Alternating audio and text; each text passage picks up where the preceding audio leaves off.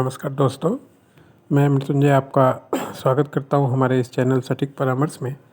और आज हम लोग जो बात करने वाले हैं कि अगर आपको स्वीट का शॉप खोलना है, मिठाई का दुकान खोलना है गोरखपुर में, तो उसके लिए क्या क्या लाइसेंस आपको ज़रूरत होता है। जैसा कि आप लोग जानते हैं, कोई भी खाने पीने की चीज़ या खाने पीने से रिलेटेड अगर आप दुकान खोलते हैं या शॉप खोलते हैं या बिजनेस करते हैं, तो आपको एफएसएसआई का लाइसेंस लेना पड़ता है। तो उसका कुछ टर्म्स कंडीशन होता है कि किसको एफएसएसआई लेना चाहिए, उसको लेने के लिए क्या क्या कागजात लगेंगे। और एफएसएसआई में भी अलग अलग मॉडल है, अलग अलग रोल है, तो आपके लिए कौन सा फिट रहेगा ये भी आपके लिए जानना ज़रूरी है। तो सबसे पहले होता है कि अगर मान लीजिए आप न्यू हैं, एकदम नया दुकान आप खोल रहे हैं, तो आपको बेसिक लाइसेंस होने से भी चलेगा। अब बेसिक लाइसेंस में क्या होता है कि आपको, जैसे गोरखपुर की बात हो रही है, तो गोरखपुर म्यूनसिपल कॉरपोरेशन से आपको ट्रेड लाइसेंस निकलवाना पड़ेगा। और ट्रेड लाइसेंस निकलवा के उसके नाम से फिर आपको करंट अकाउंट ओपन करना पड़ेगा। और करंट अकाउंट के बाद आप चाहें तो जीएसटी भी ले सकते हैं। स्टार्टिंग में 40 लाख तक जीएसटी की ज़रूरत नहीं पड़ती है, मगर आप चाहें तो ले सकते हैं जीरो फाइलिंग के लिए।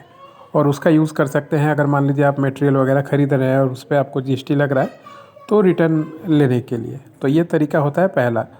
दूसरा, और इसमें डॉक्यूमेंटेशन क्या चाहिए होता है, ट्रेड लाइसेंस हो गया आपका, करंट अकाउंट आपका हो गया, ईमेल आईडी, फ़ोन नंबर, और आपको लॉगिन करना पड़ता है फसाई इंडिया के वेबसाइट पे। और बेसिक लाइसेंस के लिए आपको परमिशन देना पड़ता है।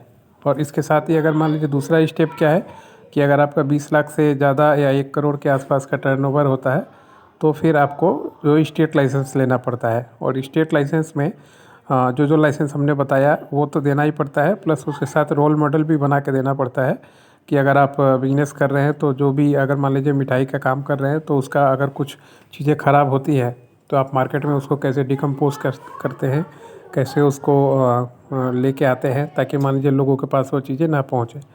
तो इसमें जो पेमेंट होता है थोड़ा ज़्यादा लगता है रिकॉल सिस्टम बनाने के लिए।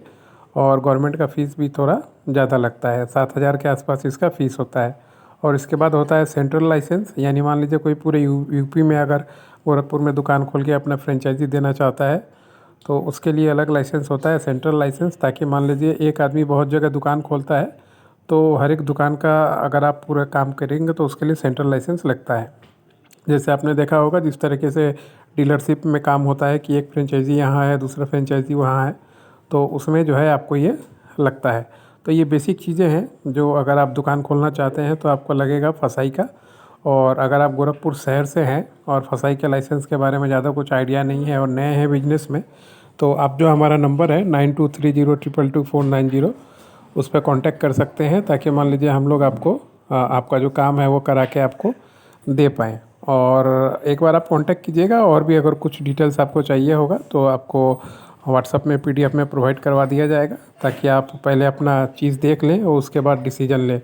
नहीं तो बाद में क्या होता है कि अगर मान लीजिए दिक्कत होता है, तो उसमें क्या होता है कि प्रॉब्लम हो जाती है। सरकार अगर इंस्पेक्शन में कुछ गलत चीज़ें अगर आपके पास पाई, तो उसमें अभी क्या है 10 लाख रुपए तक का फ़ाइन आपको भरना पड़ सकता है। तो फ़ाइन ना भरें और सही से बिजनेस करें और रूल रेगुलेशन को मानते हुए करें। उसके लिए थोड़ा सा अगर खर्चा करें गाइडलाइन के ऊपर चीज़ों को जानने के लिए, तो वो आपके लिए ज़्यादा फ़ायदेमंद है। आशा करता हूँ ये वीडियो आपको अच्छा लगेगा। आज के लिए इतना ही दोस्तों, नमस्कार।